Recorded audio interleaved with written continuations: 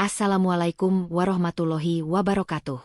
Selamat datang kembali di channel YouTube Dunia Beda, tempat di mana takdir bisa berbalik dalam sekejap mata. Namaku Laras. Aku hanyalah gadis kampung yang dipaksa menjadi tebusan hutang budi masa lalu. Niat hati ingin berbakti menjadi istri solehah. Aku justru disambut sebagai pembantu yang menjijikan di rumah calon suamiku sendiri. Dihina, dicaci, dan dianggap sampah oleh mertua serta tunanganku. Namun, takdir punya cara mainnya sendiri ketika sebuah tatapan mata dingin di tengah malam mengubah segalanya. Apakah aku akan bertahan di neraka ini, atau justru menemukan surga yang lain? Namun sebelumnya bagi yang beragama Islam saya sarankan untuk menuliskan sholawat Nabi Muhammad agar kelak sholawat ini menjadi saksi untuk mendapat syafaat di akhirat. Like dan subscribe ke channel ini sangat membantu menambah wawasan dan membantu kami membuat cerita baru yang menghibur. Namaku Laras. Jika kalian bertanya apa cita-citaku saat kecil, jawabannya sederhana. Aku hanya ingin menjadi guru madrasah di kampung halamanku, sebuah desa kecil yang sejuk di kaki Gunung Sindoro, Wonosobo. Aku tidak pernah bermimpi tentang gedung pencakar langit, mobil mewah, atau perhiasan berlian. Bagiku, aroma tanah basah setelah hujan dan uap hangat teh manis buatan Bapak sudah lebih dari cukup untuk mendefinisikan kata bahagia di hatiku. Namun, takdir rupanya memiliki selera humor yang kejam. Ia memutar roda hidupku dengan cara yang paling menyakitkan, memaksaku menukar embun pagi yang murni dengan air mata yang terasa asin dan perih setiap malam. Semua bermula 3 bulan yang lalu. Sore itu langit Wonosobo terlihat abu-abu, seolah tahu badai apa yang akan menghantam pondok kayu kami. Bapak sedang duduk di beranda, batuknya terdengar semakin parah. Suara batuk itu seperti robekan kain kasar di telingaku, menyayat hati. Bapak sakit paru-paru sudah lama, dan kami hanya mengandalkan obat warung atau puskesmas desa yang jaraknya 5 kilometer. Tiba-tiba, sebuah mobil hitam mengkilap berhenti di depan halaman rumah kami yang becek. Mobil itu begitu besar, begitu bersih. Sangat kontras dengan pagar bambu kami yang sudah reot. Seorang pria berseragam safari turun, mengetuk pintu dengan sopan namun tegas. Hari itu, aku mengetahui sebuah rahasia yang dikubur rapat oleh Bapak selama puluhan tahun. Ternyata, nyawa Bapak pernah diselamatkan oleh seorang pengusaha kaya dari Jakarta saat mereka masih muda dulu. Sebagai tanda terima kasih yang tak terhingga, kakekku dan kakek pengusaha itu membuat sebuah janji. Sebuah sumpah di atas materai hati, bahwa kelak, cucu perempuan dari keluargaku akan dinikahkan dengan cucu laki-laki keluarga mereka. Untuk memperbaiki keturunan, kata mereka. Atau mungkin, untuk mengikat kesetiaan orang miskin agar selamanya tunduk pada orang kaya. Aku menolak. Tentu saja aku menolak. Bagaimana mungkin aku menikah dengan laki-laki yang wajahnya saja tidak pernah kulihat? Laki-laki kota yang pasti hidupnya jauh berbeda denganku. Tapi malam itu, Bapak bersimpuh di kakiku. Bayangkan, seorang ayah bersimpuh di kaki anaknya sendiri. Air matanya menetes di lantai tanah yang dingin. Bapak berkata dengan suara parau bahwa keluarga Wibowo di Jakarta itu berjanji akan membiayai pengobatan Bapak sampai sembuh total di rumah sakit terbaik, asalkan aku mau memenuhi janji itu. Laras, tolong Bapak, nak. Bapak ingin melihatmu hidup enak. Bapak tidak mau mati meninggalkanmu sendirian dalam kemiskinan, ucap Bapak waktu itu. Hancur hatiku. Bagaimana bisa aku egois memikirkan perasaanku sendiri, sementara napas Bapak semakin hari semakin berat. Demi Allah, aku tidak punya pilihan. Dengan tangan gemetar, aku mengemasi baju-bajuku. Hanya beberapa helai gamis sederhana, rok panjang batik yang warnanya sudah mulai pudar, dan kerudung-kerudung Paris yang ujungnya sudah sedikit brudul. Perjalanan kereta api dari Kutoarjo menuju stasiun Pasar Senen terasa seperti perjalanan menuju tiang gantungan. Aku duduk di gerbong ekonomi, berdesakan dengan pedagang asongan dan penumpang lain yang tidur melingkar di lantai. Tapi pikiranku melayang jauh.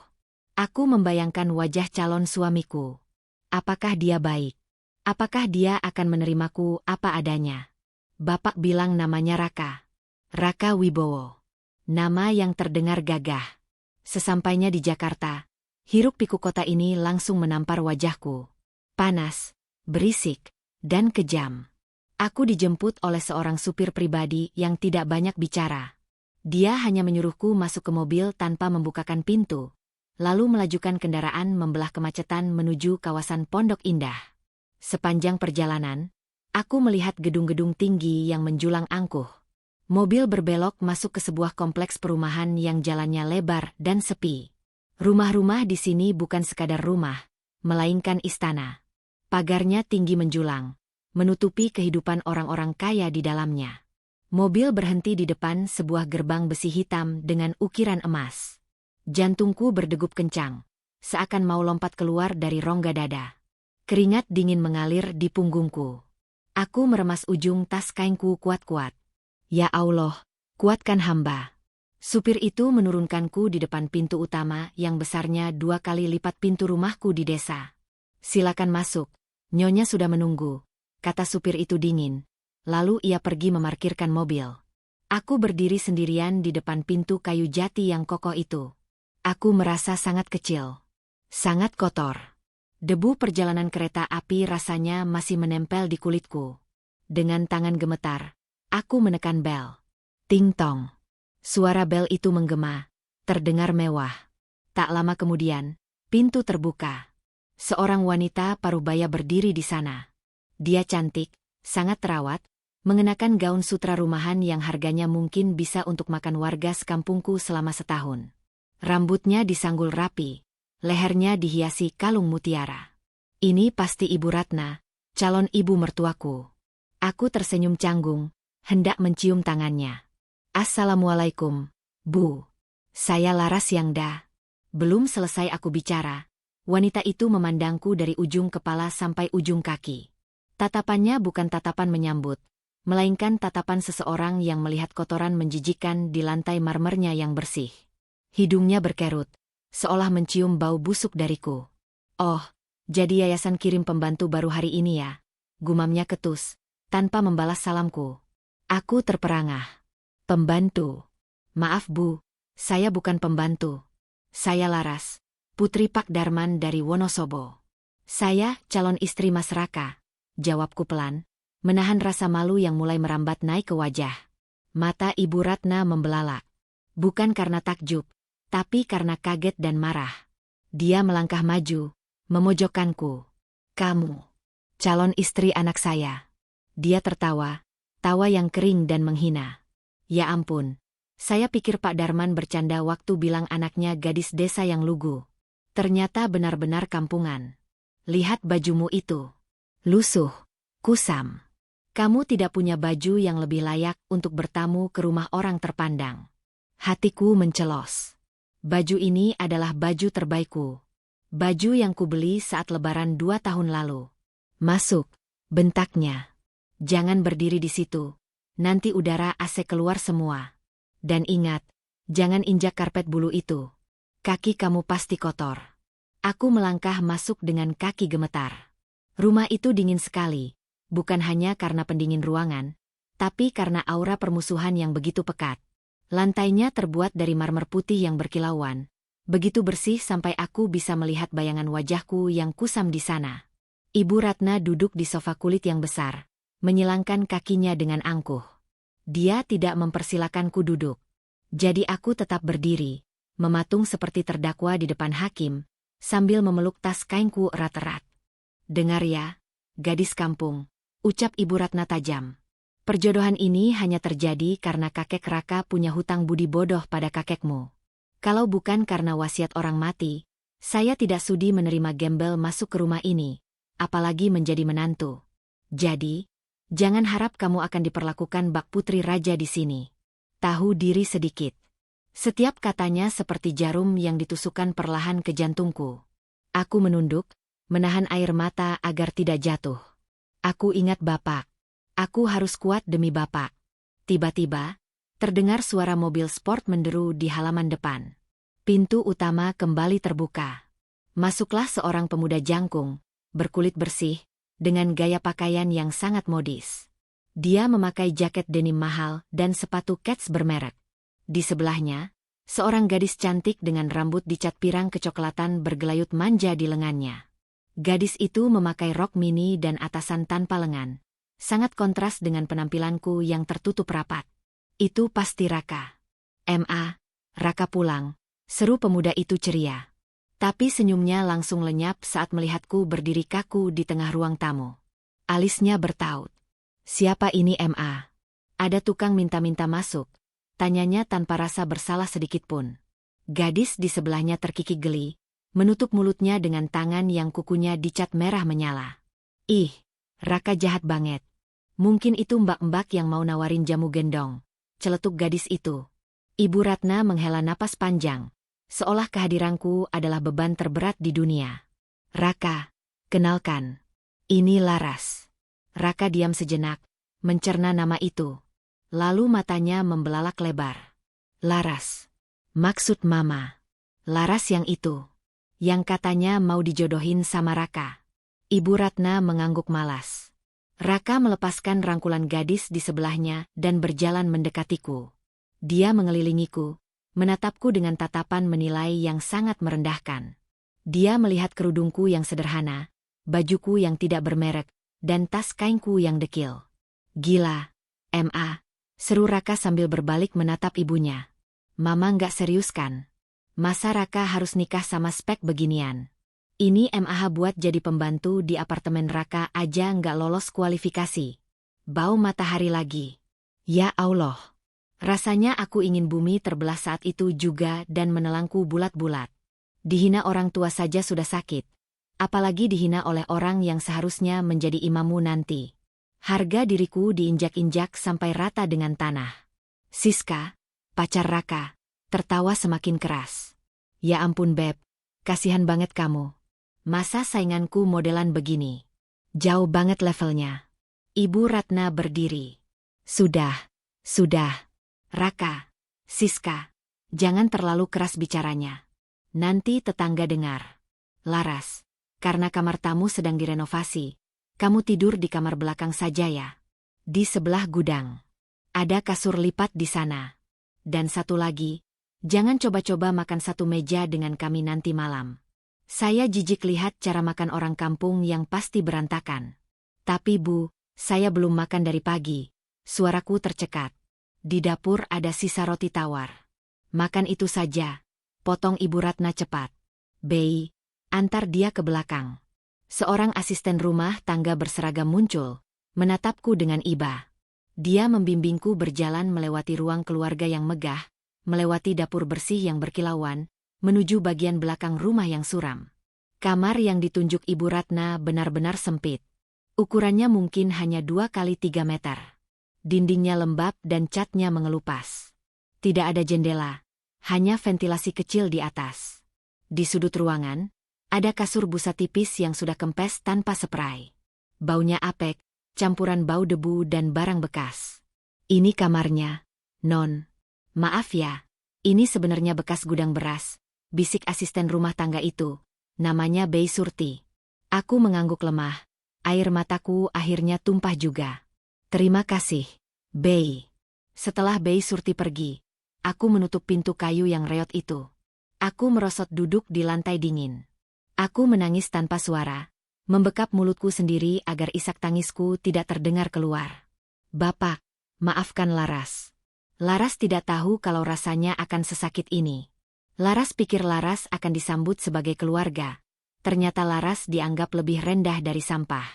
Malam itu, di kamar pengap yang gelap, aku mengeluarkan foto Bapak dari dompetku. Wajah Bapak yang tersenyum tulus menjadi satu-satunya penguatku. Aku bersumpah pada diriku sendiri. Silakan kalian hina aku sekarang. Silakan kalian injak-injak harga diriku. Tapi demi kesembuhan Bapak, aku tidak akan mundur satu langkah pun. Aku akan bertahan di neraka ini, meski harus berdarah-darah. Namun, aku tidak tahu bahwa ujian sesungguhnya belum dimulai. Aku tidak tahu bahwa di rumah mewah ini, ada satu pasang mata lagi yang belum kulihat. Seseorang yang kehadirannya akan mengubah takdirku. Atau mungkin, justru menghancurkanku lebih dalam lagi. Perutku berbunyi nyaring. Perih karena belum diisi nasi sejak dari stasiun Kutoarjo. Aku teringat ucapan Ibu Ratna tentang roti tawar di dapur. Dengan ragu, aku keluar kamar. Rumah sudah sepi, lampu-lampu utama sudah dipadamkan, menyisakan lampu temaram di lorong. Aku berjalan mengendap-endap menuju dapur. Saat aku sedang mengunyah selembar roti tawar tanpa selai di pojok dapur yang gelap, tiba-tiba lampu dapur menyala terang. Klik. Aku terlonjak kaget. Hampir tersedak roti yang kering itu. Siapa di sana? Suara bariton yang berat dan dingin terdengar dari arah pintu dapur. Aku menoleh dengan takut. Di sana, berdiri seorang pria tinggi tegap dengan kemeja putih yang lengan bajunya digulung sebatas siku. Wajahnya mirip Raka, tapi jauh lebih dewasa, lebih tegas, dan matanya tajam seperti elang yang siap menyambar mangsa. Dia menatapku bukan dengan jijik, tapi dengan tatapan menyelidik yang mengintimidasi. "Kamu siapa?" tanyanya lagi, kali ini lebih tegas. Langkah kakinya mendekat ke arahku yang gemetar memegang sisa roti. "Apakah ini Arga? Kakak laki-laki Raka yang kata bapak bekerja di luar negeri. Kenapa dia ada di sini?" Dan kenapa jantungku berdetak dengan irama yang berbeda saat melihat tatapan matanya yang dingin itu? Mengapa ia menatapku seolah mampu membaca seluruh kesedihan di mataku? Tubuhku membeku. Roti tawar kering di tanganku rasanya tersangkut di tenggorokan, sulit untuk ditelan. Pria itu masih berdiri di ambang pintu dapur, menjulang tinggi seperti menara penjaga yang angkuh. Aura dingin yang memancar dari tubuhnya seolah mampu membekukan udara di sekitarku. Dia melangkah maju satu langkah, cahaya lampu menyoroti wajahnya yang tegas. Rahangnya keras, hidungnya mancung, dan matanya segelap malam tanpa bintang. Jika Raka memiliki wajah yang tampan tapi kekanak-kanakan, pria ini memiliki ketampanan yang matang namun berbahaya. Saya Laras, Mas," jawabku terbata-bata, menundukkan kepala, tidak berani menatap matanya yang tajam. Hening sejenak. Hanya suara dengungan kulkas 2 pintu yang terdengar mengisi kekosongan. Aku bisa merasakan tatapannya sedang memindai penampilanku, dari kerudung instan yang kusut sampai kaki telanjangku yang menyentuh lantai dingin. "Laras." Suaranya rendah, seolah sedang mengeja sebuah nama yang asing. "Oh, jadi kamu wanita yang disebut-sebut Mama. Tumbal perjanjian kakek." Kata-katanya menusuk, tapi nada bicaranya datar, tanpa emosi. Dia tidak terdengar jijik seperti Ibu Ratna, atau mengejek seperti Raka. Dia hanya dingin, seperti sedang membicarakan cuaca atau harga saham. Pria itu berjalan melewati aku menuju lemari pendingin. Dia mengambil botol air mineral dingin, menuangkannya ke dalam gelas, lalu meminumnya dalam sekali teguk. Aku masih berdiri mematung, bingung harus berbuat apa. Apakah aku harus pergi? Atau aku harus meminta maaf karena lancang makan di dapur? Dia meletakkan gelas kosong itu di meja dengan suara tak yang pelan namun tegas. Lalu, dia menoleh padaku lagi. "Namaku Arga. Kakak Raka," ucapnya singkat. Aku mengangguk hormat. "Iya, Mas Arga." "Laras." "Ya, Mas." "Jangan makan roti kering itu," katanya tiba-tiba. Aku terkejut.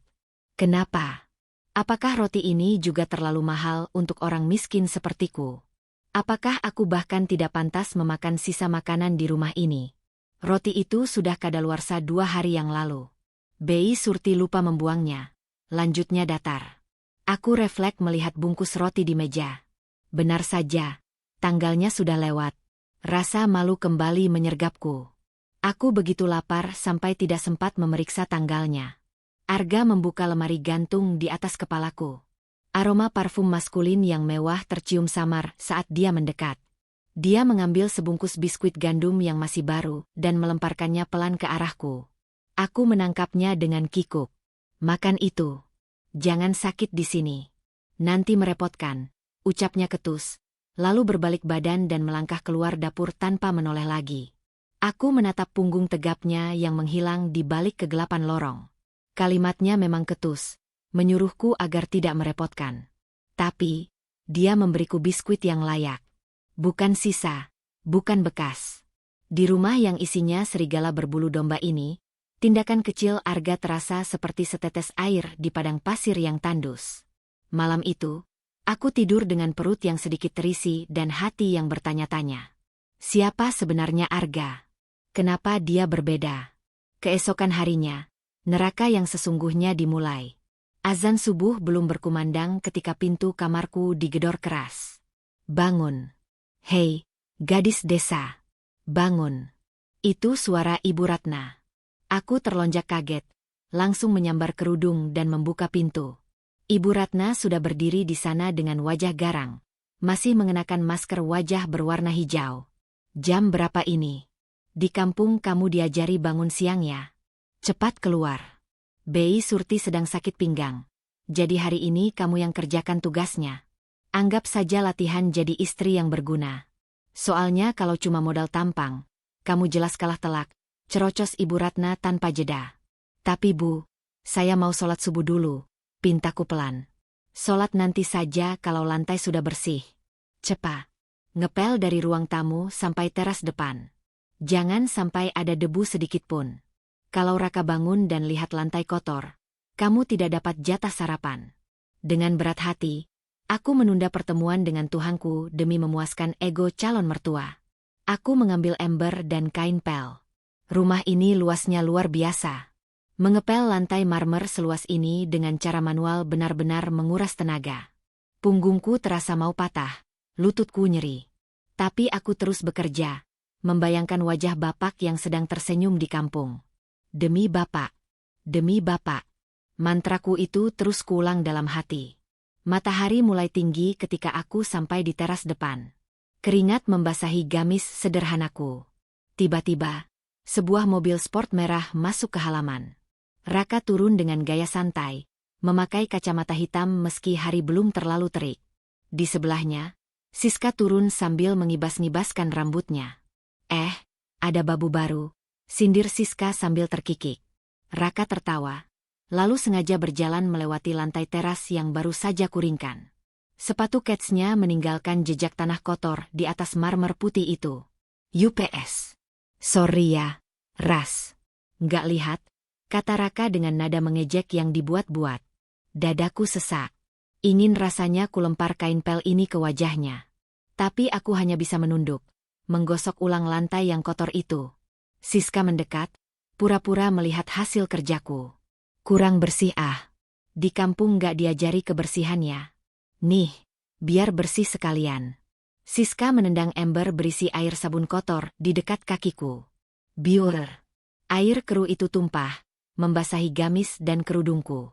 Bau amis lantai menyeruak. Aku terpekik kaget, mundur ke belakang. Raka dan Siska tertawa terbahak-bahak seolah sedang menonton pertunjukan komedi paling lucu sedunia. Aduh, maaf ya. Kaki aku kepeleset, kata Siska dengan senyum licik. Bersihkan lagi sana. Jangan malas. Kalau nggak bersih, gue laporin ke Mama, ancam Raka, lalu menggandeng Siska masuk ke dalam rumah, meninggalkanku yang basah kuyup dan menggigil menahan tangis di teras depan. Ya Allah, seberapa lama lagi aku harus bersabar? Hari berganti minggu, dan perlakuannya tidak pernah berubah. Aku bukan calon menantu di sini. Aku adalah tawanan. Namanya saja tunangan Raka. Tapi tugasku lebih berat dari pembantu. Aku harus menyetrika baju Raka, menyemir sepatu Ibu Ratna, bahkan memandikan anjing pudel kesayangan Siska ketika dia datang berkunjung. Sampai tibalah malam bencana itu. Malam itu, keluarga besar Wibowo mengadakan makan malam penting. Ada rekan bisnis almarhum kakek yang datang, Om Broto dan istrinya. Ibu Ratna sibuk mengatur segalanya agar terlihat sempurna. Laras, panggil Ibu Ratna sore itu. Nanti malam kamu ikut makan malam. Aku terkejut. Tumben sekali. Biasanya aku disuruh makan di dapur bersama Bei Surti. Pakailah baju terbaikmu.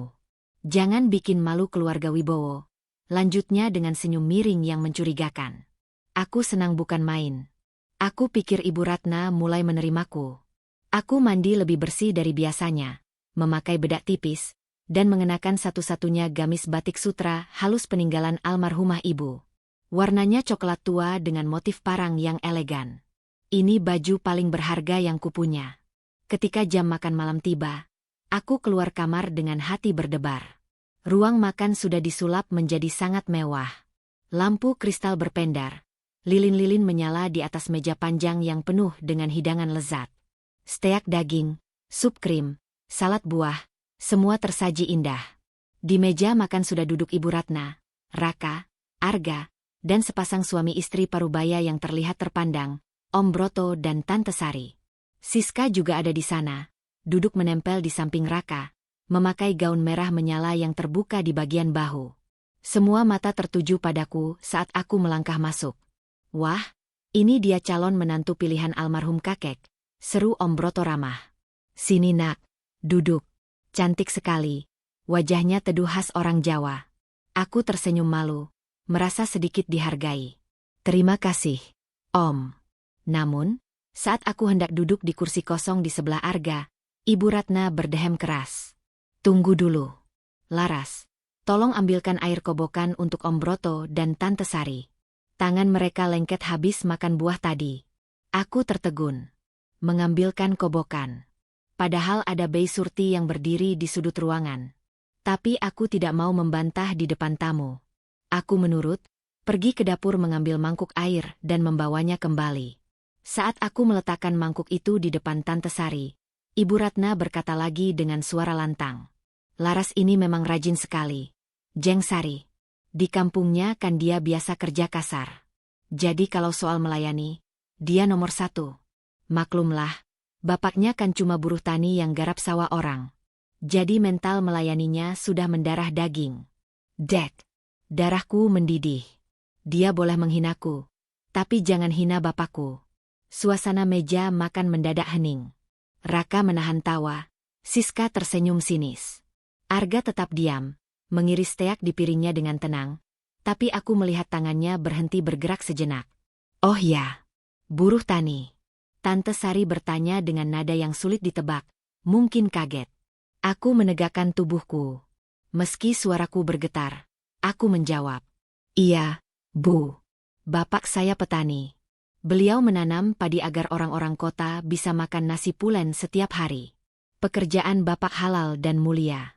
Ibu Ratna tertawa renyah, tapi matanya memancarkan kemarahan. Mulia sih mulia. Laras. Tapi tetap saja, levelnya beda sama kita. Raka ini lulusan luar negeri, calon penerus perusahaan. Masa istrinya anak petani yang bahkan gak tahu cara pegang garpu steak yang benar. Coba lihat, baju yang kamu pakai itu. Motif parang kan tidak boleh dipakai sembarangan oleh rakyat jelata di tradisi Jawa kuno. Kelihatan sekali kamu memaksakan diri ingin terlihat berkelas. Air mataku sudah menggenang di pelupuk mata. Aku meremas rok batik ibuku. Baju ini, baju kesayangan ibu. Kenapa dia harus menghinanya sedemikian rupa? Raka menimpali. Iya nih Om Broto. Raka tuh sebenarnya malu banget. Coba bandingin sama Siska. Siska kan papanya Dirut Ban, lulusan desain dari Paris. Jauh banget lah kualitasnya. Ini MAH kayak langit sama sumur resapan. Siska tertawa manja. Ih Raka, kamu bisa aja. Tamu undangan, Om Broto dan Tante Sari, tampak serba salah. Mereka hanya tersenyum canggung. Aku merasa ditelanjangi di depan umum. Harga diriku dicabik-cabik dan dilempar ke lantai untuk diinjak-injak. Aku ingin lari. Aku ingin pulang ke pelukan bapak. Sudah, kata Ibu Ratna. Laras, kamu duduk di ujung sana saja ya. Jangan dekat-dekat Om Broto. Takut bau keringat kamu mengganggu selera makan tamu terhormat kita. Dia menunjuk kursi kecil tambahan yang diletakkan agak jauh dari meja utama. Kursi itu lebih rendah, seolah menegaskan posisiku yang hina. Aku melangkah gontai menuju kursi itu. Air mata jatuh satu tetes membasahi pipi. Saat aku hendak duduk, tiba-tiba terdengar suara dentingan garpu yang dibanting cukup keras ke piring. Prang! Semua orang terlonjak kaget. Cukup, Ma. Suara bariton itu memecah keheningan. Semua mata tertuju pada Arga. Wajahnya merah pada menahan amarah, rahangnya mengeras. Dia menatap ibunya dengan tatapan yang bisa membakar kertas. Arga, kamu kenapa kagetin Mama? Protes Ibu Ratna. Kita sedang makan, Ma. Bukan sedang audisi penghinaan, ucap Arga dingin namun tajam. Makanan semahal apapun jadi tidak ada rasanya kalau dimakan sambil merendahkan orang lain. Dan asal Mama tahu, motif batik yang dipakai Laras itu motif parang klitik. Itu motif yang melambangkan kelemah lembutan namun keteguhan hati. Itu bukan baju murahan. Itu baju orang yang punya filosofi hidup. Arga berdiri, mengambil piring steak miliknya yang belum disentuh. Dia berjalan memutari meja, melewati Raka yang melongo, melewati Ibu Ratna yang pucat pasi, dan berhenti tepat di depanku. Dia menarik kursi kosong di sebelahnya, kursi yang seharusnya untuk tamu VVIP. Duduk di sini, Laras, perintahnya tegas. Tapi Mas, aku ragu. Duduk. Atau aku yang akan membawamu keluar dari rumah gila ini sekarang juga. Ancamannya terdengar serius. Dengan gemetar, aku pindah duduk di sebelah Arga. Jantungku berdegup kencang sekali. Aroma parfumnya yang maskulin kini tercium sangat jelas, bercampur dengan aroma kemarahan yang tertahan. Arga meletakkan piring steaknya di depanku, lalu dengan telaten dia memotong daging itu kecil-kecil menggunakan pisau dan garpunya sendiri. Makan, katanya pelan, hanya padaku. Kamu butuh energi untuk menghadapi orang-orang sakit jiwa ini. Raka menggebrak meja. Bang Arga, apa-apaan sih lo? Lo belain cewek kampung ini daripada nyokap lo sendiri. Arga menatap adiknya datar, lalu menjawab dengan kalimat yang membuat seisi ruangan menahan napas. Aku tidak membela dia karena dia cewek kampung, Ka. Aku membela dia karena dia satu-satunya manusia di ruangan ini yang punya adab. Sementara kalian, yang katanya berpendidikan tinggi, kelakuannya lebih rendah daripada binatang. Suasana makan malam itu hancur berantakan. Om Broto dan Tante Sari pamit pulang dengan alasan mendadak. Wajah mereka merah menahan malu melihat pertengkaran keluarga ini. Ibu Ratna menangis histeris di kamar, berteriak bahwa Arga anak durhaka. Raka membanting pintu kamarnya. Sementara aku masih duduk di meja makan yang kini sepi, menatap potongan daging steak yang sudah dipotongkan Arga. Pria itu sudah pergi ke ruang kerjanya setelah kejadian tadi. Malam itu, untuk pertama kalinya sejak tiba di Jakarta, aku merasa tidak sendirian. Ada perisai tak kasat mata yang melindungiku. Dan perisai itu bernama Arga Wibowo. Namun, aku tidak sadar, pembelaan Arga malam ini justru akan memicu badai yang jauh lebih besar esok hari. Ibu Ratna tidak akan tinggal diam melihat otoritasnya dilawan. Dan target kemarahannya, tentu saja adalah aku. Pagi buta, aku terbangun karena mendengar suara ribut-ribut di luar kamar. Terdengar suara Bei Surti menangis memohon-mohon. Aku bergegas keluar. Di ruang tengah, aku melihat Ibu Ratna sedang memegang sebuah amplop coklat tebal. Di depannya, Bei Surti bersimpuh. Nyonya, tolong jangan pecat saya. Anak saya butuh biaya sekolah. Tangis Bei Surti. Kamu saya pecat karena kamu sekongkol sama si Laras kan? Kamu yang mengadu ke Arga kalau Laras saya suruh-suruh. Makanya Arga berani melawan saya. Pergi kamu sekarang. Saya tidak butuh pembantu bermuka dua, bentak Ibu Ratna. Bei Surti diusir. Satu-satunya teman dan pelindungku di rumah ini diusir karena aku. Ibu Ratna menoleh padaku. Senyum licik tersungging di bibirnya yang bergincu merah darah. Nah, Laras. Sekarang pelindung kecilmu sudah pergi. Dan Arga sedang dinas keluar kota selama seminggu. Sekarang, tinggal kita berdua di rumah ini. Mari kita lihat, seberapa kuat kamu bertahan tanpa ada yang membelamu. Tubuhku gemetar hebat. Arga pergi. Bei Surti diusir. Aku sendirian di sarang ular ini. Dan tatapan Ibu Ratna mengatakan satu hal. Permainan yang sesungguhnya baru saja dimulai. Suara isak tangis Bei Surti yang menjauh di balik gerbang besi adalah suara terakhir dari kehangatan yang pernah kuterima di rumah besar ini. Pintu itu tertutup, dan suasana rumah kembali hening. Tapi kali ini keheningan itu mencekik. Aku benar-benar sendirian. Aku terperangkap. Arga pergi dinas keluar kota selama seminggu. Dan Ibu Ratna baru saja mengusir satu-satunya orang yang menunjukkan rasa iba padaku. Aku tahu, ini adalah balasan atas pembelaan Arga semalam. Dan aku adalah sasaran pelampiasan kemarahan Ibu Ratna. Ibu Ratna menatapku dengan mata berkilat, puas melihat ketakutan yang terpantul jelas di wajahku. Raka tidak peduli. Dia hanya memandangku sekilas, lalu berbisik pada Siska, kasihannya, badut kita sendirian. Cepat atau lambat dia akan menyerah dan pulang kampung. Aku beringsut masuk ke kamar sempitku. Aku tidak tahu apa yang harus kulakukan. Melawan. Tidak bisa. Melarikan diri. Semakin tidak bisa. Bapak masih sakit. Tagihan rumah sakitnya akan langsung dicabut begitu aku melangkah keluar dari rumah ini. Aku adalah sandera yang harus menukar harga diriku dengan napas bapakku. 7 hari berikutnya adalah 7 hari terpanjang, terberat, dan paling menyiksa dalam hidupku. Kekejaman Ibu Ratna tidak lagi terselubung. Jika sebelumnya aku disuruh mengerjakan pekerjaan rumah tangga, sekarang dia memberiku tugas-tugas yang sengaja dirancang untuk merobek-robek harga diriku dan mematahkan fisikku. Pagi pertama, aku disuruh membersihkan seluruh garasi mobil. Bukan dengan sapu, tapi dengan sikat gigi bekas yang ia berikan padaku. Garasinya bau oli. Kamu harus menggosok setiap inci lantai marmer ini sampai bersih. Saya tidak mau ada noda hitam sedikitpun. Kalau tidak bersih, kamu tidak boleh makan siang. Perintahnya tanpa ampun. Aku bersimpuh di lantai garasi yang dingin dan berminyak. Tanganku gemetar memegang sikat gigi. Aku menggosok, dan terus menggosok sampai jemariku lecet dan mengeluarkan darah. Bau deterjen keras membuat kepalaku pusing. Aku bisa mendengar suara tawa Raka dan Siska dari kolam renang di dekat sana. Mereka pasti sedang menikmati pemandangan penderitaanku. Sore harinya, Ibu Ratna memaksaku mencuci semua pakaian kotor Raka, Siska, dan dirinya sendiri di mesin cuci.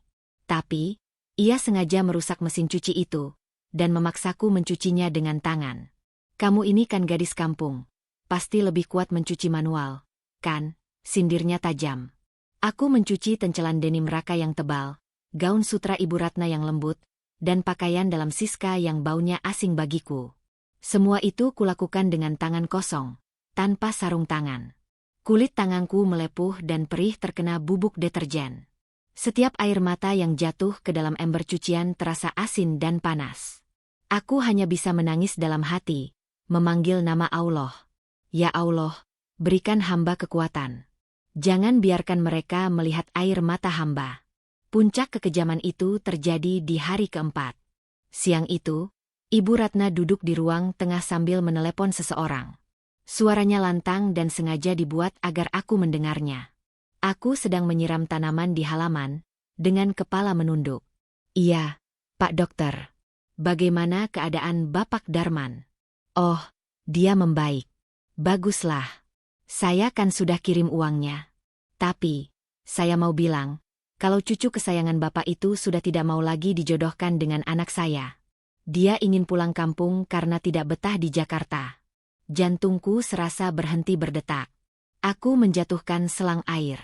Saya berencana membatalkan perjodohan ini. Tentu saja, kalau perjodohan batal, biaya pengobatan tidak bisa kami tanggung lagi. Iya.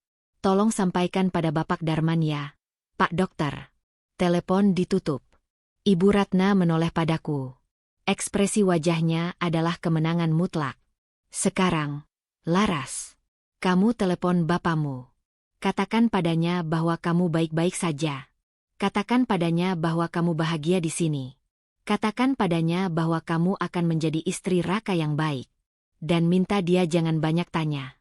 Kalau kamu berani mengeluh sedikit saja, atau kalau bapakmu tahu bagaimana penderitaanmu di sini, saya pastikan hari ini juga biaya rumah sakitnya saya cabut.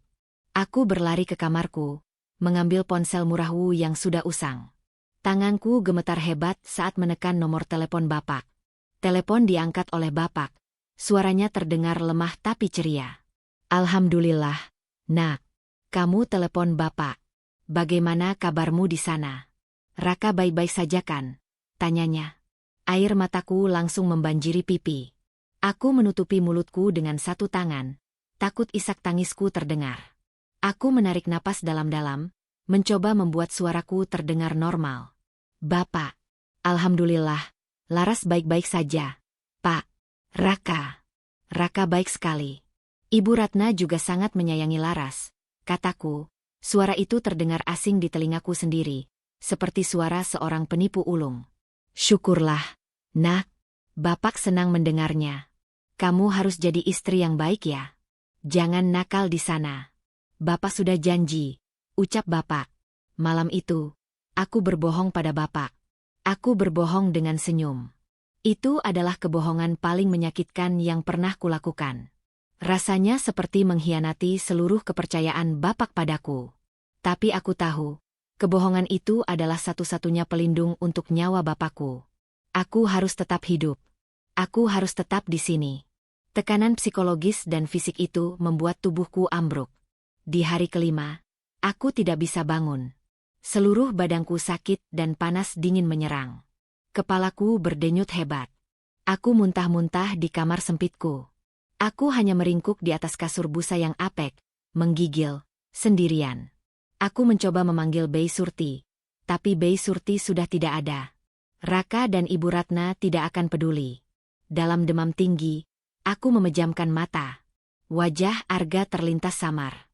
Matanya yang dingin, tapi tangannya yang memberikan biskuit.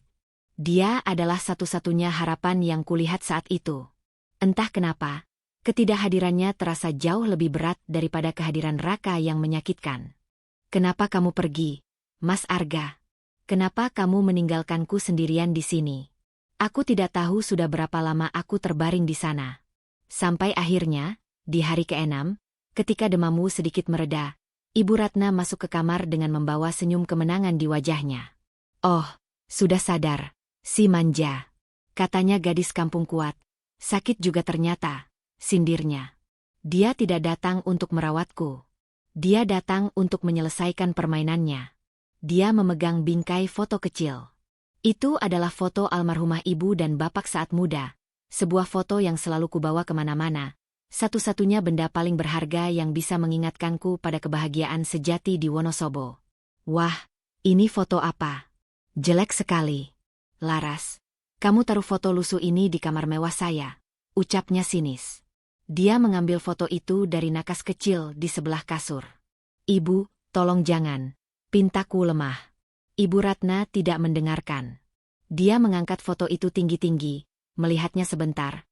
Lalu dengan gerakan cepat dan kejam, dia menjatuhkannya ke lantai. Kaca foto itu pecah berkeping-keping. Tawa Ibu Ratna pecah. Tawa yang terdengar seperti suara pecahan kaca itu sendiri. Sekarang, kamu tidak punya lagi pengingat masa lalu yang menyedihkan itu. Kamu harus fokus menjadi istri Raka, bukan anak petani miskin. Aku menjerit, tapi hanya suara serak yang keluar.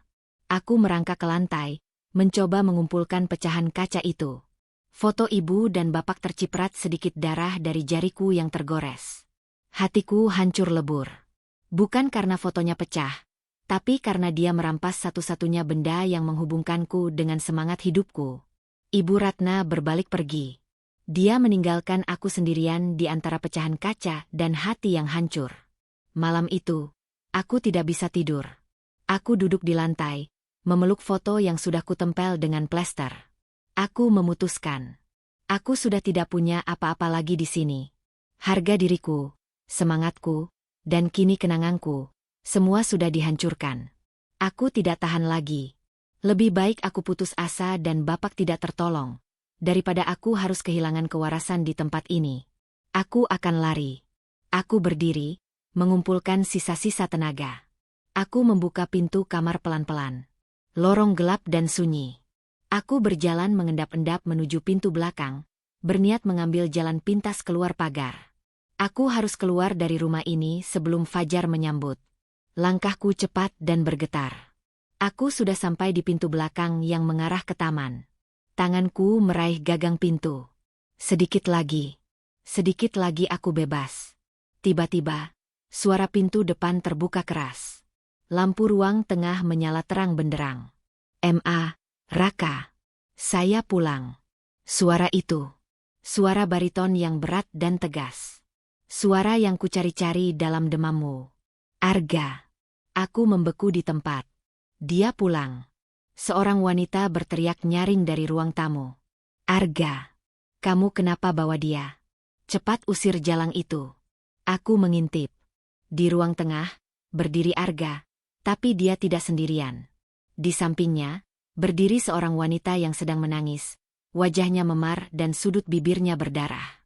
Siapa wanita itu? Arga. Dia menoleh ke arah tangga. Matanya gelap, penuh amarah yang membara. Di tangannya, dia membawa sebuah amplop. Amplop yang sama dengan yang dibawa Ibu Ratna saat mengusir Bei Surti. Mama, jelaskan padaku. Siapa yang Mama suruh melakukan ini pada wanita yang tidak bersalah?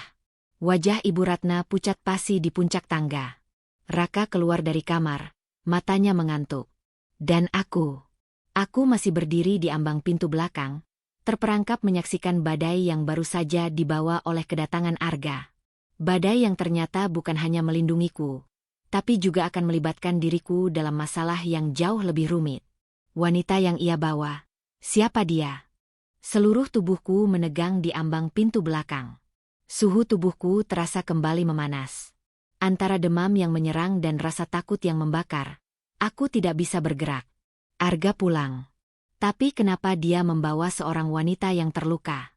Dan mengapa dia terlihat seperti sedang menahan amarah yang bisa meledakkan seisi rumah? Mama, jelaskan padaku. Siapa yang Mama suruh melakukan ini pada wanita yang tidak bersalah? Suara Arga menggema, syarat akan kemarahan yang terkendali, jauh lebih menakutkan daripada amarah yang meledak-ledak. Ibu Ratna yang tadinya terlihat garang dan angkuh kini tampak pucat pasi di puncak tangga. Tubuhnya bergetar. Arga, kamu sudah pulang. Nak, kenapa kamu bawa dia? Cepat usir jalang itu. Dia hanya pencuri yang mencoba mengambil uangku. Bela Ibu Ratna, suaranya terdengar sumbang. Raka yang baru keluar dari kamar, matanya masih mengantuk, ikut keheranan. Ada apa sih, Ma? Siapa cewek itu? Kenapa dia nangis? Wanita yang dibawa Arga itu, rambutnya acak-acakan. Ia menangis terseduh-seduh, memegangi sudut bibirnya yang pecah dan pipinya yang memar. Arga tidak peduli dengan penjelasan ibunya. Ia menarik wanita itu mendekat ke sofa ruang tengah, memastikan wanita itu duduk dengan nyaman. Lalu, ia kembali menatap Ibu Ratna dengan tatapan yang menghakimi. Pencuri. Saya tahu persis siapa dia. Ma. Namanya Maya. Dia adalah asisten yang Mama pekerjakan setelah Bei Surti dipecat. Saya menyuruh orang saya mengikutinya setelah Mama memaksanya melakukan hal keji, ucap Arga, suaranya rendah dan penuh ancaman. Ibu Ratna merosot selangkah. Apa maksudmu, Arga? Arga mengeluarkan ponselnya. Layar ponsel itu menampilkan sebuah pesan suara. Arga menekan tombol play. Suara Ibu Ratna terdengar jelas dari ponsel yang dihubungkan ke speaker. Suara itu terdengar menakutkan, penuh kebencian. Maya, kamu harus pastikan si Laras itu tidak makan apa-apa hari ini. Kalau dia sampai mencoba mengambil makanan dari dapur, pukul kakinya dengan gagang sapu. Biar dia kapok dan cepat-cepat pergi dari rumah ini.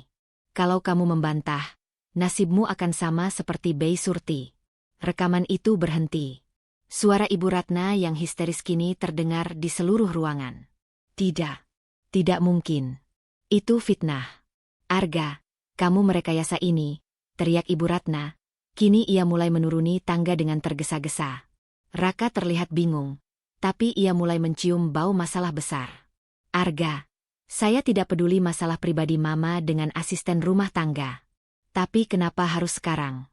Aku mau tidur, keluh Raka, tidak menyadari bahwa ia baru saja menggali kuburannya sendiri. Arga menoleh pada Raka. Kenapa? Karena ini bukan sekadar masalah asisten rumah tangga. Raka, ini masalah adab yang tidak ada di keluarga kita. Ini masalah Laras. Maya, wanita yang terluka itu, kini berbicara dengan suara parau. Saya melihat semuanya, Mas.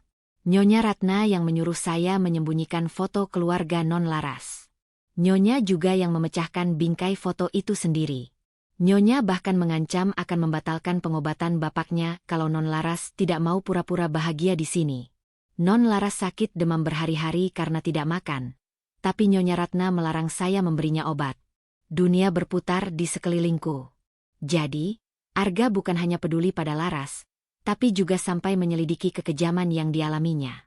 Air mataku yang tadi sempat mengering, kini tumpah lagi. Maya adalah orang baik yang dikorbankan karena tidak mau bersekongkol. Arga menatap ibunya dengan kecewa yang mendalam. Benar, Ma.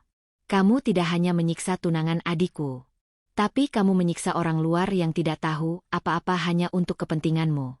Kamu merusak segala sesuatu yang ada di rumah ini.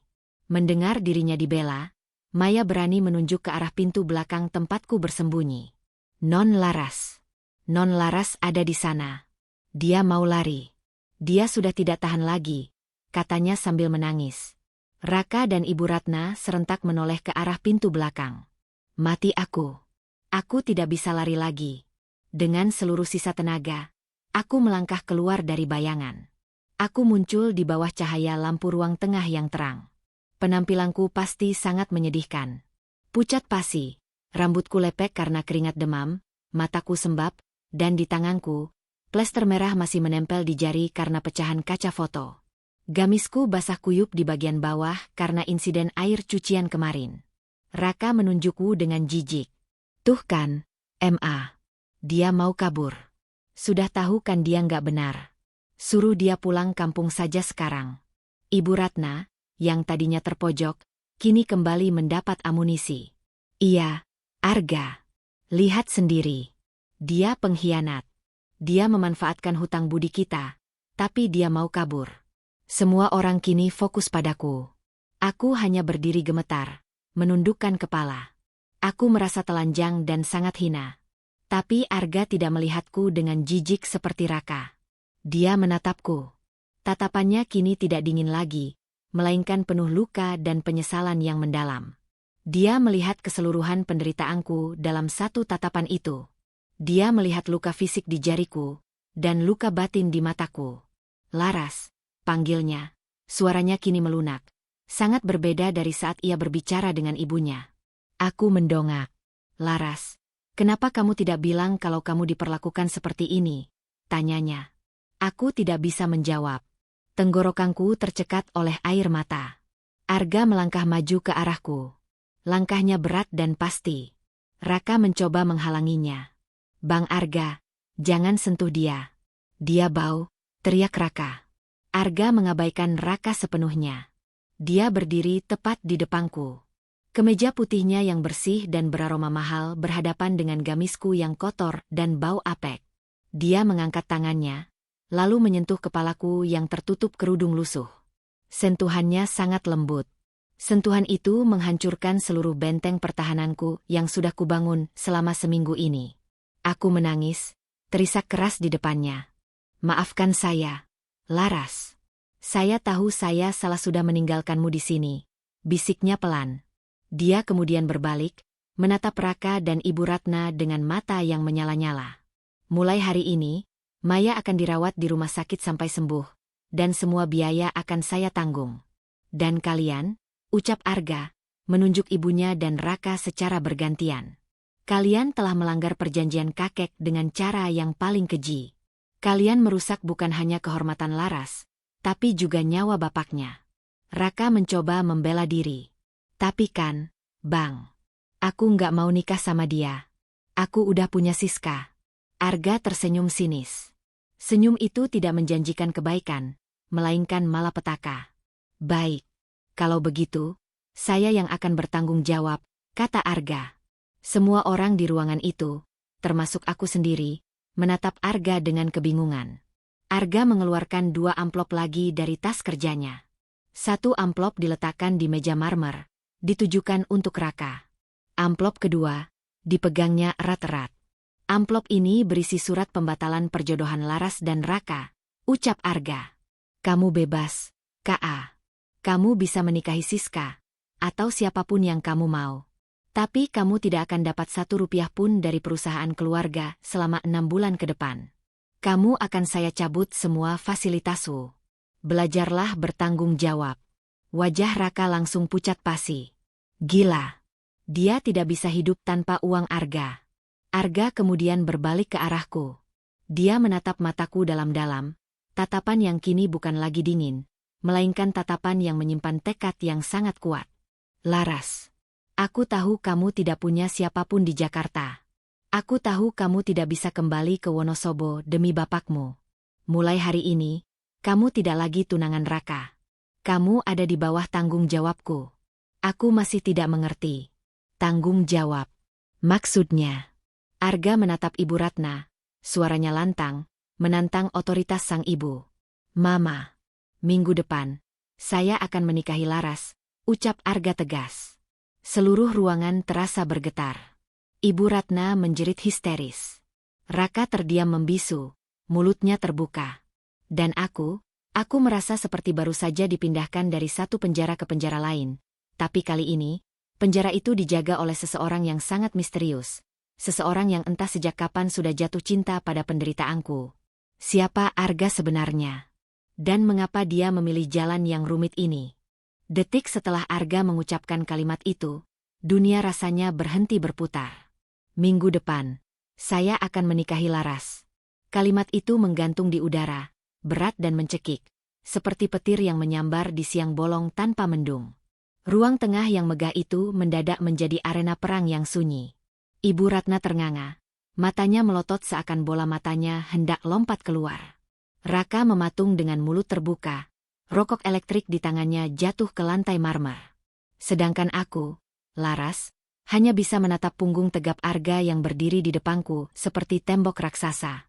Dia baru saja menjatuhkan bom atom di tengah keluarganya sendiri demi aku. Demi gadis kampung yang bahkan tidak punya baju ganti yang layak.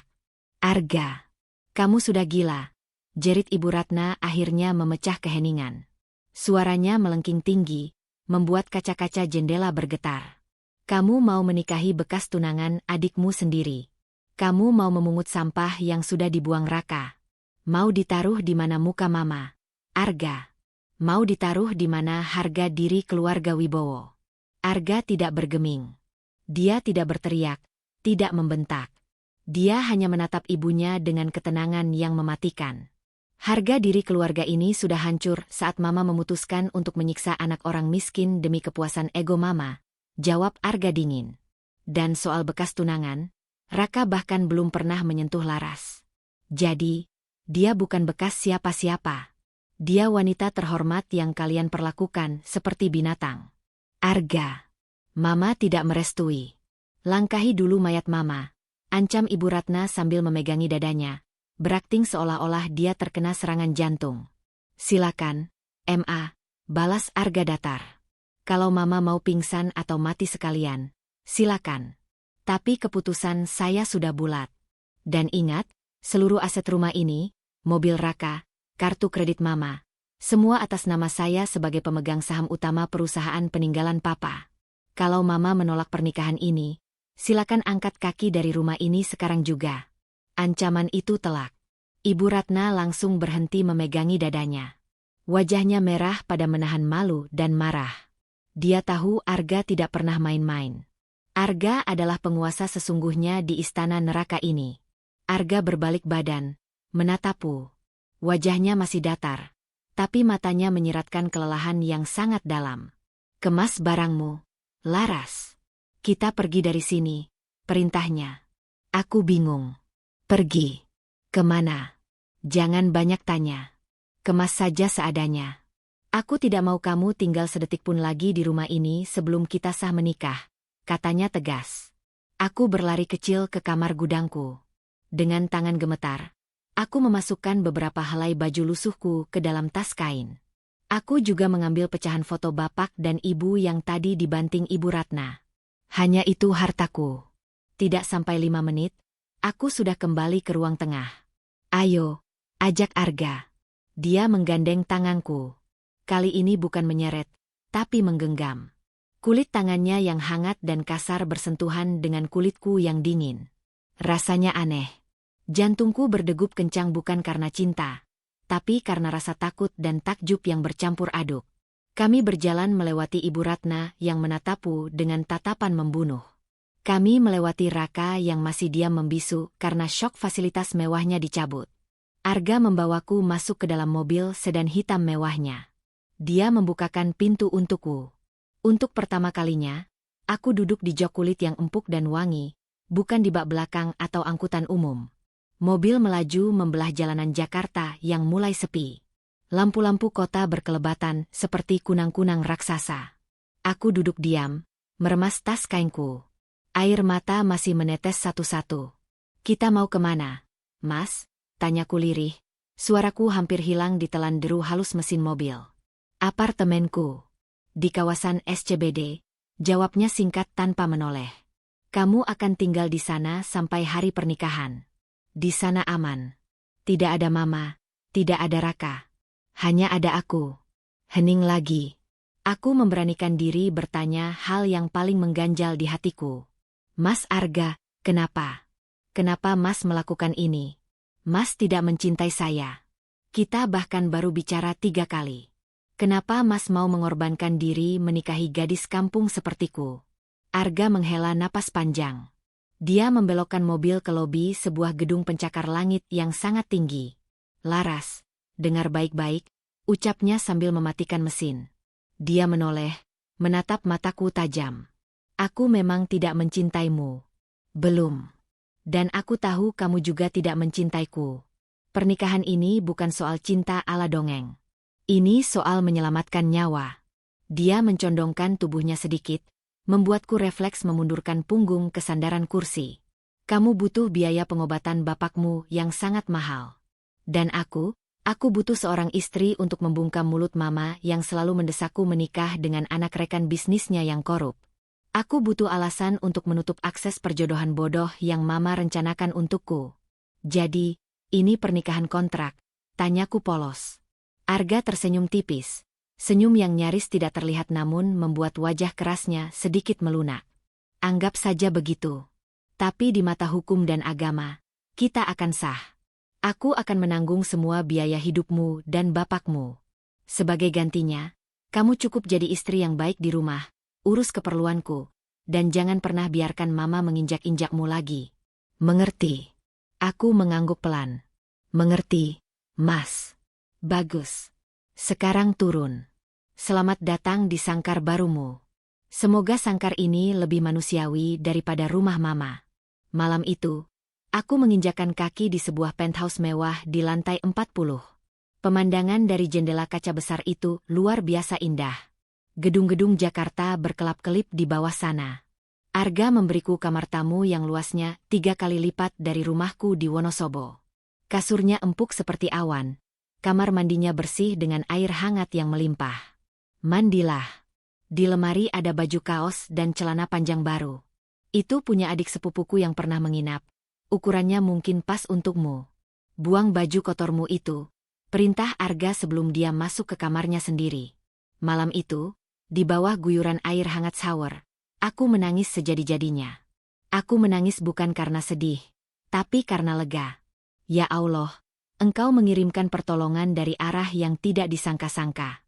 Meski pernikahan ini tanpa cinta, setidaknya aku tidak lagi diperlakukan seperti sampah. Keesokan harinya, Arga membuktikan ucapannya. Dia tidak berangkat kerja. Pagi-pagi sekali, dia sudah mengetuk pintu kamarku. Ayo bangun. Kita harus beli cincin dan baju untuk akad nikah, katanya dari balik pintu. Hari itu menjadi hari yang paling membingungkan dalam hidupku. Arga membawaku ke Grand Indonesia, sebuah mall yang besarnya seperti labirin raksasa. Aku merasa sangat kecil berjalan di samping Arga yang gagah.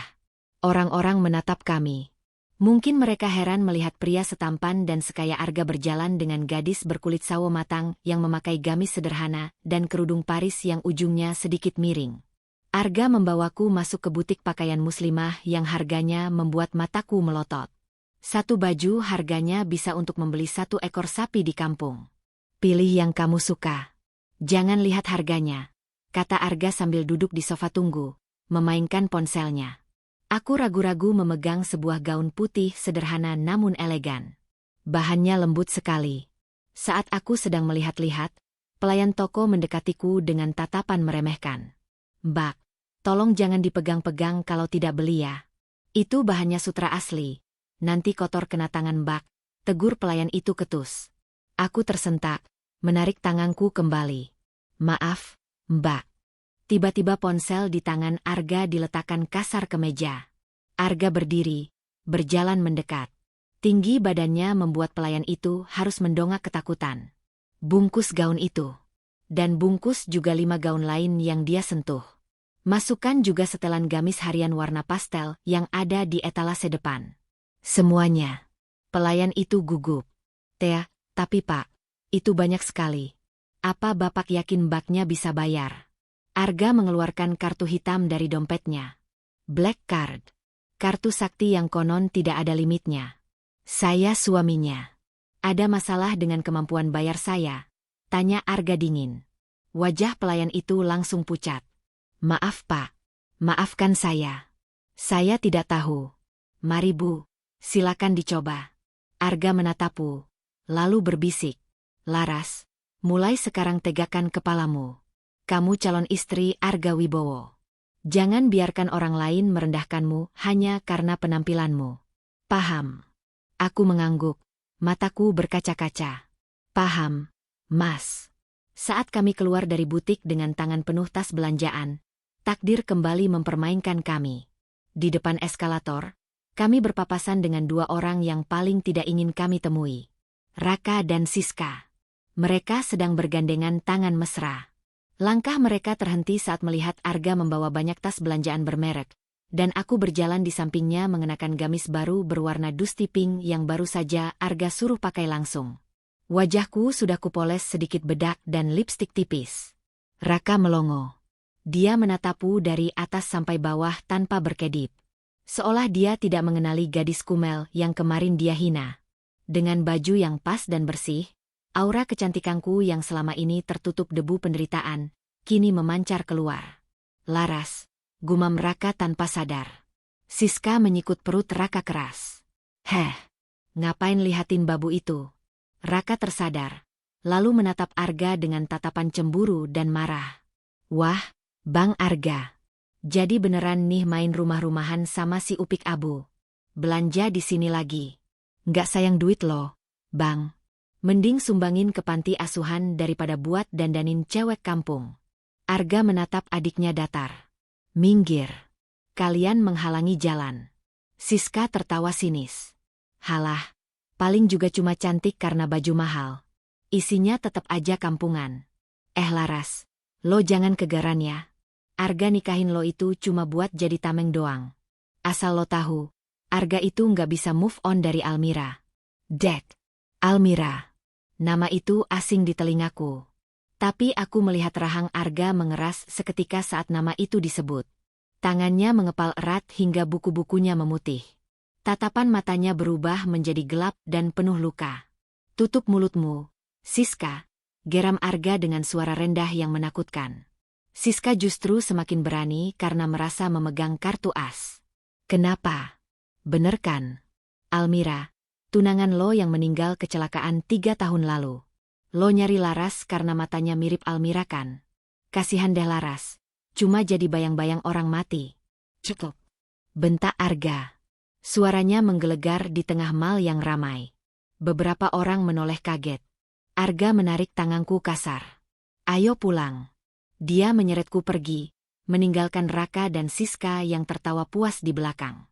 Sepanjang perjalanan pulang ke apartemen, Arga membisu 1000 bahasa. Dia menyetir dengan kecepatan tinggi, emosinya tidak stabil. Aku duduk diam, ketakutan. Tapi di dalam hati, ada rasa sakit yang baru. Almira. Jadi benar kata Siska. Arga tidak melihatku sebagai Laras. Dia melihatku sebagai pengganti seseorang yang sudah tiada. Perasaan hangat yang sempat tumbuh karena pembelaannya tadi, kini perlahan membeku kembali. Aku hanyalah alat. Aku hanyalah bayangan. Hari-hari berlalu dengan cepat dan kaku. Arga kembali menjadi dingin. Bahkan lebih dingin dari sebelumnya sejak insiden di mal itu. Dia jarang bicara. Hanya memastikan semua kebutuhan pernikahan siap. Tibalah malam sebelum akad nikah. Aku sedang duduk di balkon apartemen, menatap langit malam Jakarta yang kelabu. Besok, statusku akan berubah menjadi seorang istri. Istri dari pria yang masih mencintai hantu masa lalunya. Ponselku bergetar. Nomor tidak dikenal. Assalamualaikum, Laras. Suara itu suara Ibu Ratna. Jantungku berhenti berdetak sesaat. Mau apa ibu telepon saya? Tanyaku waspada. Jangan tutup teleponnya. Laras. Saya punya kabar tentang bapakmu. Ucap Ibu Ratna dengan nada yang aneh. Terlalu tenang. Terlalu manis. Kenapa bapak? Bapak baik-baik saja kan? Panik menyerangku. Oh, dia baik-baik saja. Untuk saat ini. Tadi dokter menelepon saya.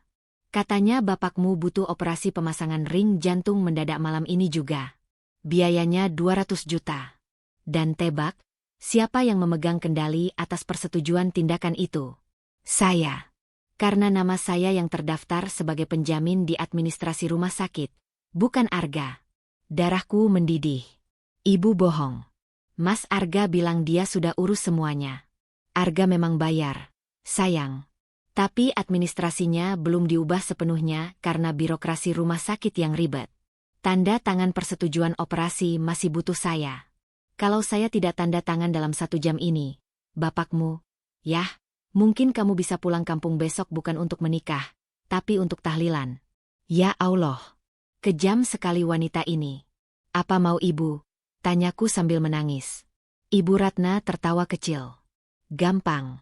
Besok saat akad nikah, saat penghulu bertanya apakah kamu bersedia dinikahi Arga, kamu harus jawab tidak.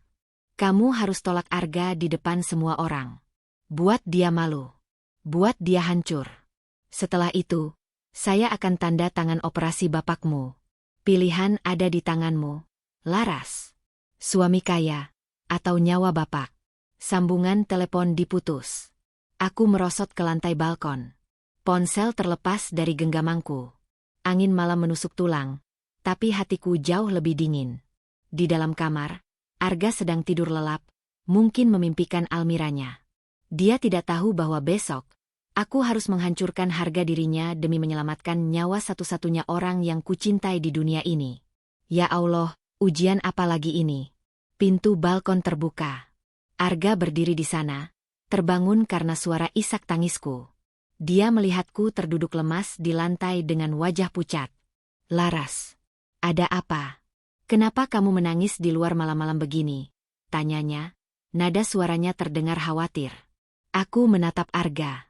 Pria yang sudah menolongku, memberiku baju, memberiku tempat berteduh. Bisakah aku mengkhianatinya besok? Tapi bisakah aku membiarkan bapak mati? Aku berdiri, menghapus air mata dengan kasar. Aku menatap mata Arga lekat-lekat, berusaha merekam wajah pria yang mungkin besok akan membenciku seumur hidupnya. Mas Arga, bolehkah saya memeluk Mas sebentar saja? Pintaku lirih. Arga tertegun, alisnya bertaut bingung. Tapi melihat kondisiku yang rapuh, dia mengangguk kaku. Aku memeluknya. Memeluk tubuh tegap itu erat-erat. Aroma tubuhnya menenangkan. Ini pelukan perpisahan, pikirku. Maafkan aku, Mas Arga. Maafkan aku. Pagi itu, udara di Jakarta terasa dingin, tetapi tidak sedingin hatiku. Di balik gaun pengantin putih tulang yang mewah, yang Arga beli di butik mahal, tubuhku terasa kosong. Gaun itu indah sekali, dihiasi renda dan mutiara. Aku menatap diriku di cermin. Ini bukan lagi Laras, gadis desa dari kaki Gunung Sindoro. Ini adalah seorang putri yang sedang bersiap menuju tiang eksekusi. Penata rias yang disewa Arga dengan telaten menutupi bekas kelelahan dan kantung mata di wajahku. Aku terlihat sempurna. Tapi di balik senyum tipis yang kupaksakan, jiwaku menjerit histeris. Aku tahu, gaun ini hanyalah kain kafan untuk harga diri Arga dan hatiku sendiri. Ibu Ratna mengirim pesan singkat di ponsel baruku, tepat 30 menit sebelum acara dimulai. Tanda tangan di meja saya. 1 jam lagi. Jangan berani-berani berkhianat, Laras. Ingat nyawa bapakmu. Pesan itu terasa seperti belati yang menusuk.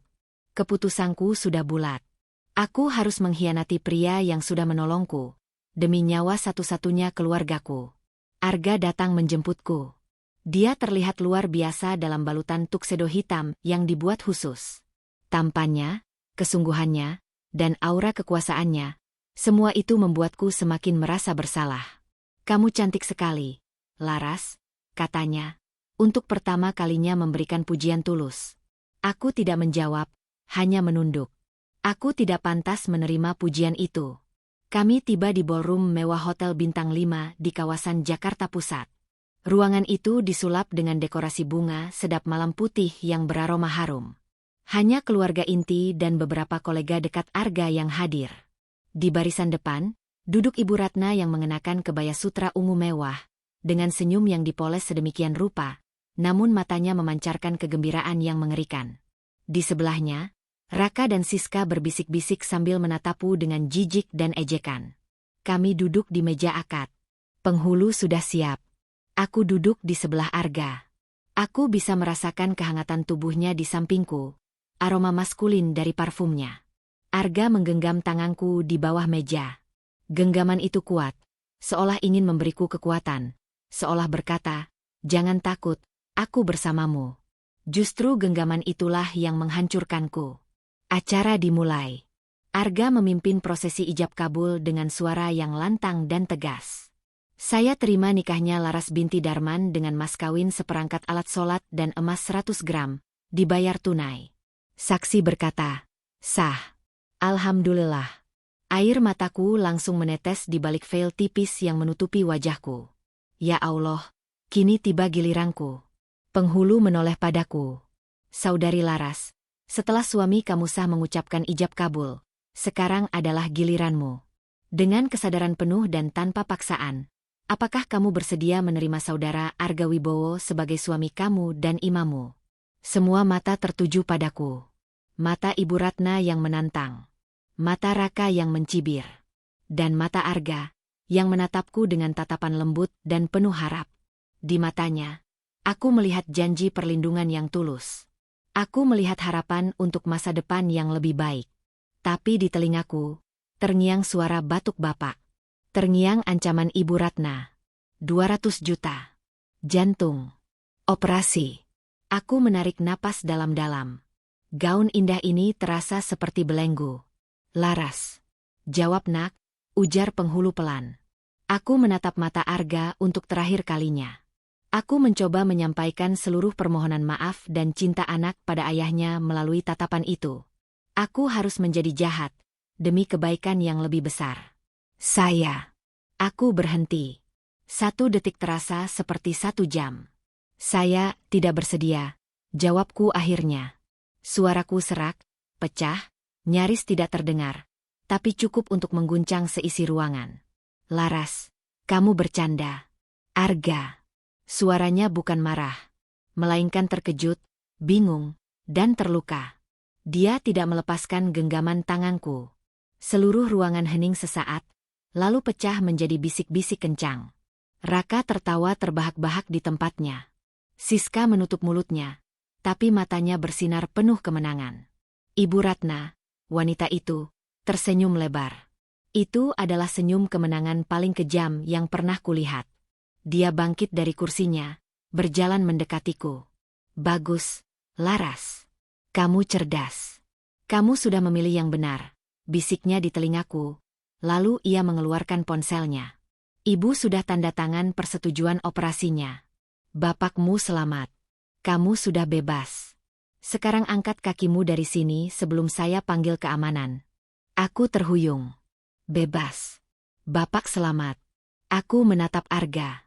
Wajahnya kini menjadi topeng es. Dia melepaskan genggaman tanganku. Matanya kosong, tidak percaya. Aku baru saja menghancurkan harga dirinya di depan rekan-rekan bisnisnya dan keluarga.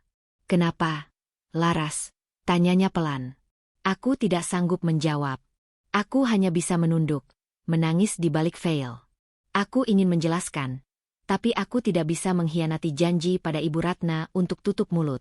Tiba-tiba, ponselku berdering. Nomor telepon dari Wonosobo. Jantungku berdebar keras. Ini pasti kabar baik dari rumah sakit. Aku menjauh dari meja, menerima telepon itu dengan tangan gemetar. "Assalamualaikum. Saya Laras. Bagaimana keadaan bapak saya?" Di ujung telepon, terdengar suara parau seorang tetangga kami, Bei Iem. Suaranya terdengar sangat sedih. "Laras, nak, alhamdulillah, kamu telepon. Bapakmu sudah dipanggil Allah, nak. Tadi subuh, sebelum operasi sempat dilakukan. Dia pergi dengan tenang. Kata dokter, jantungnya tidak kuat menahan stres dan kelelahan selama ini." Ponselku terlepas dari genggamanku, jatuh ke lantai karpet tebal, tapi suaranya sudah tidak penting lagi. "Bapakmu sudah dipanggil Allah." Kalimat itu berputar-putar di kepalaku. Tidak mungkin. Aku baru saja mengkhianati Arga demi bapak. Aku baru saja menghancurkan hidupku sendiri demi bapak. Tapi bapak sudah tiada. Aku berteriak. Jeritan yang berasal dari dasar jiwaku, jeritan kesedihan dan penyesalan yang tak terhingga. Aku meremas veil putihku, merobeknya dengan kedua tangan. Aku ambruk ke lantai, memukul-mukul karpet. Ibu Ratna yang tadi tertawa penuh kemenangan kini terkejut. Raka dan Siska terdiam. Mereka mungkin mengira aku gila karena menyesal menolak Arga. Arga. Dia berjongkok di sebelahku. Wajahnya yang tadinya marah kini kembali dipenuhi kepedulian yang sangat dalam. Dia tidak peduli dengan rasa sakitnya karena ditolak. Dia hanya melihat penderitaanku. Laras. Ada apa? Bangun. Aku menggeleng, menatap wajah Arga yang sempurna itu. Aku baru saja kehilangan segalanya. Aku adalah pengkhianat yang tidak punya apa-apa. Bapakku sudah meninggal. Mas. Aku bilang tidak bersedia. Aku mengkhianati Mas, demi Bapak. Tapi Bapak sudah tiada. Jeritku histeris, memukul dada Arga dengan lemah. Arga menarikku ke dalam pelukannya. Dia memelukku erat, melindungi tubuhku yang ringkih dari tatapan menghakimi para tamu. Dia membiarkan air mataku membasahi tuksedo mahalnya. SSST tenang. Laras. Saya tahu, bisiknya lembut. Raka yang tadinya mengejek, kini melangkah maju. Bapaknya Laras meninggal. Ibu Ratna tersentak. Wajahnya yang tadi bersinar penuh kemenangan kini berubah pucat pasi. Dia tahu, pengkhianatan yang baru saja kulakukan di depan semua orang menjadi sia-sia. Kejahatannya tidak membuahkan hasil, hanya kehancuran yang tak berguna. Arga mengangkat tubuhku yang lemas dari lantai. Dia menggendongku, mengabaikan seluruh kekacauan di ballroom itu. Raka, batalkan semua. Mama, saya tidak akan pernah memaafkan Mama. Kalian telah membunuh Bapak Laras. Saya pastikan kalian akan mendapatkan balasanmu, ucap Arga, suaranya kembali dingin, tapi penuh ancaman. Arga membawa tubuhku yang lemas keluar dari ballroom mewah itu. Aku tidak peduli dengan gaun yang berantakan, veil yang robek, atau mata para tamu yang melihat. Aku hanya peduli pada Bapak, pada pengkhianatanku, dan pada kenyataan pahit bahwa pengorbananku sia-sia. Di dalam mobil, Arga menyetir sendiri. Dia tidak membawaku kembali ke apartemen mewah. Dia membawaku ke Bandara Halim Perdana Kusuma. Kita mau kemana, Mas? Tanyaku. Suaraku tinggal bisikan. Kita pulang. Kita akan antar bapakmu pulang ke Wonosobo, jawab Arga. Lalu setelah itu, kita akan menikah. Bukan demi uang, bukan demi kontrak.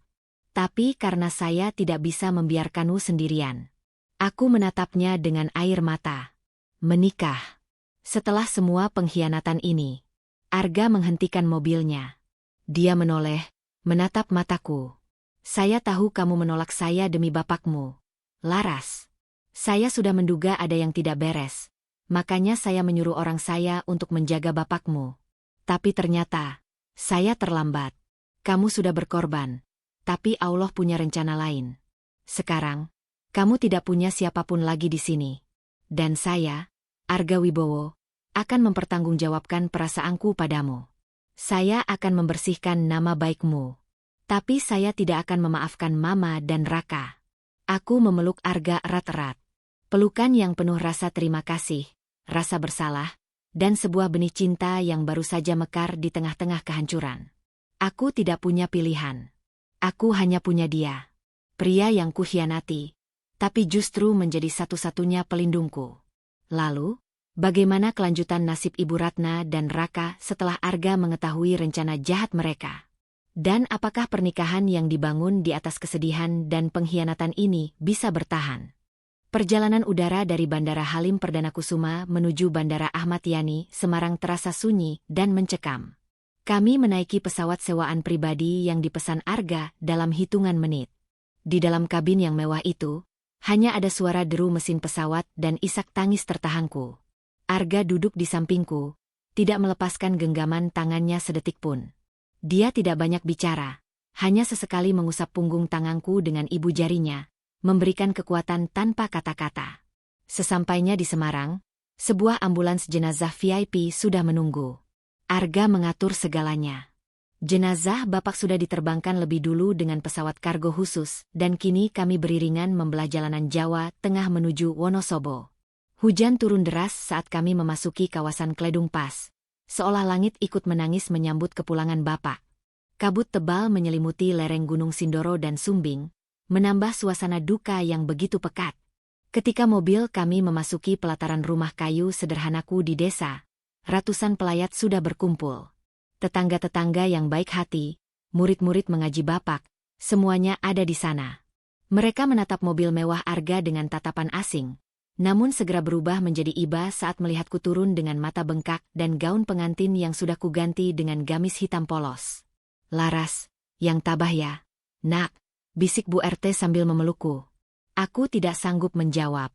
Kakiku lemas saat melihat keranda hijau itu terbujur kaku di ruang tengah. "Bapak. Bapakku yang sabar. Bapakku yang rela berkorban demi kebahagiaanku." Kini beliau sudah tenang, jauh dari rasa sakit, jauh dari kejamnya dunia yang dipenuhi orang-orang seperti Ibu Ratna. Yang membuat seluruh warga desa ternganga adalah sikap Arga. Pria kota yang perlente itu, tanpa ragu melepas jas mahalnya, menggulung lengan kemeja putihnya, dan ikut mengangkat keranda Bapak. Dia tidak jijik berjalan di tanah becek. Dia tidak takut kotor. Dia memanggul keranda Bapak di bahu kanannya, berjalan paling depan menuju pemakaman umum di ujung desa. Di bawah guyuran hujan gerimis, Arga berdiri di liang lahat. Dia yang mengumandangkan azan untuk Bapak. Suaranya bergetar namun lantang, memecah kesunyian pemakaman. "Allahu Akbar, Allahu Akbar." Setiap lafaz azan itu menusuk relung hatiku. Inikah pria yang kukhianati di depan penghulu tadi pagi? Inikah pria yang keluarganya menghina Bapakku?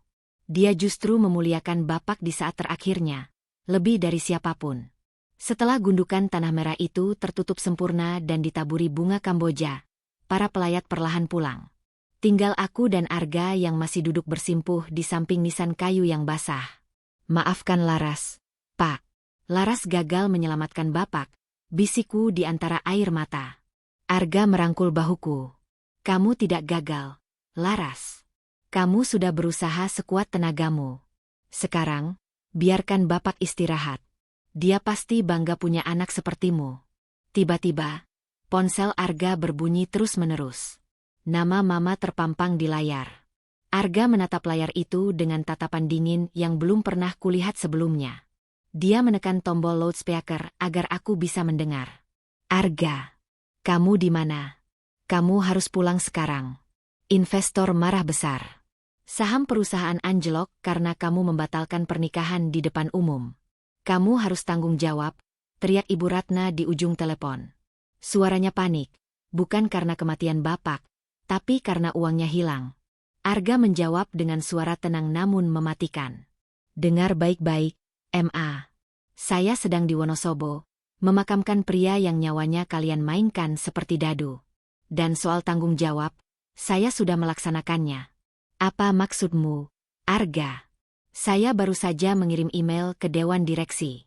Saya mengundurkan diri sebagai CEO sementara waktu untuk mengurus istri saya. Dan saya juga sudah membekukan semua aset pribadi saya yang selama ini Mama dan Raka pakai.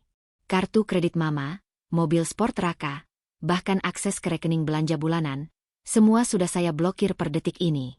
Hening. Suara napas tercekat terdengar dari seberang sana. Kamu tidak bisa melakukan itu, Arga. Kami keluargamu. Keluarga tidak saling membunuh. Ma, potong Arga tajam. Mulai hari ini, belajarlah hidup seperti Laras dulu. Belajarlah menghargai uang receh. Belajarlah makan apa adanya. Sampai Mama dan Raka bisa meminta maaf dengan tulus di makam Bapak Laras. Jangan harap saya akan kembali ke rumah itu. Arga mematikan sambungan telepon. Dia melempar ponselnya ke saku celana, lalu kembali menatap nisan Bapak. "Pak Darman," ucap Arga pelan, seolah berbicara pada orang yang masih hidup.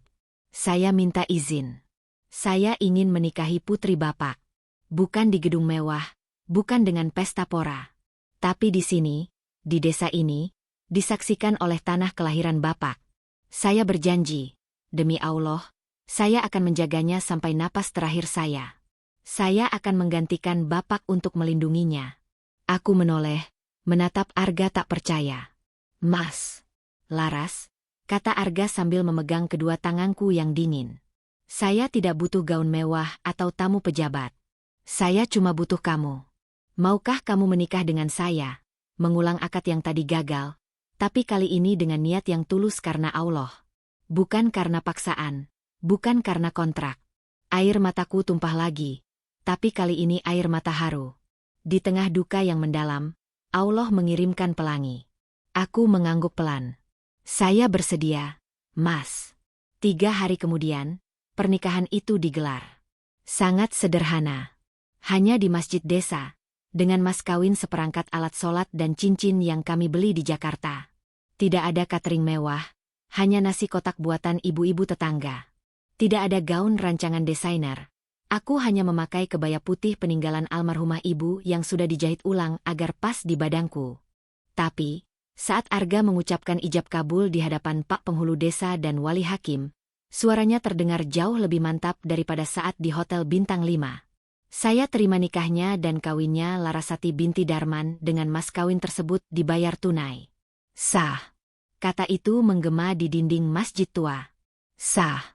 Kini, aku bukan lagi Laras si gadis kampung yang terbuang. Aku adalah Nyonya Arga Wibowo.